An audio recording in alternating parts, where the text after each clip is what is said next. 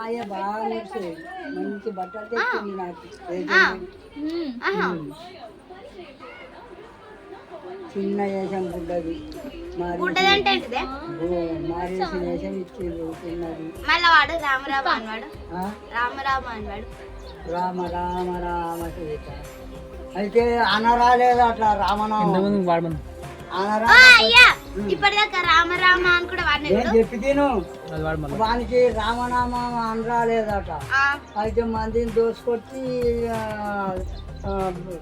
వాళ్ళ తలకాలు దోసుకొచ్చి ఇక తినుడు పెట్టిండు అన్నట్టు. అయితే అయ్యా నా పాపను ఎట్లా పోవాలి అని శంకరుని తానికి పోతే పెళ్ళాన్ని అడుగుకోరా అన్నాడు. అంటే పెళ్ళాం తాను అడిగితే మరి నేను చేసిన పాపం మరి నీకేమన్నా ఉంటుందా, నాకు ఒక్కంటే నాకేం పీట వచ్చింది, నువ్వు చేసుకొస్తే నేను వండి పెట్టినా అన్నాడు. అయ్యా ఇట్లా నాకు పెళ్ళాను. ఇక రొట్టె చేసిండట, ఇంతంత రొట్టె చేసిండట. రొట్టె చేసి పాతి పెట్టిండట. ఇక అది తీసిన కొద్ది లోపలికే పోతుంది. రొట్టె దొరుకుతలేదు వానికి. ఇక తీస్తా ఉన్నాడు మట్టి ఇంకా రోజు దాకా తీసిండు. సల్ల చెమటలు పుట్టినాయి. అప్పుడు సల్ల చెమటలు పుట్టినాయి. పుట్టినాక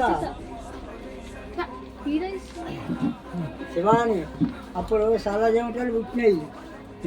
కొడుక ఇప్పుడు నీకు పని అనేది ఆదికొచ్చిందా అని అప్పుడు మా అమ్మితమంతా ఎగ్జామ్కి చెప్తే అమ్మితమంతా రొట్టె తిని ఇక రామ అనొత్తలేదు వానికి. అయితే ఎట్లా 2 మరిచెట్ల సందుకు తీసుకుపోయిండట. ఇక ఆడ కూకుండా పెట్టిండు. ఈ మర్రి ఆ మర్రి ఈ మర్రి ఆ మర్రి ఈ మర్రి ఆ మర్రి ఈ మర్రి ఆ మర్రి రామ రామ అని వచ్చింది. రామ రామ